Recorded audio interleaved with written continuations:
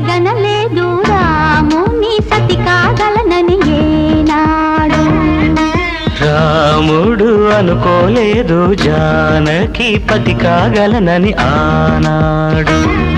ఆనాడు ఎవరు అనుకోనిది ఈనాడు మనకు నిజమైనది.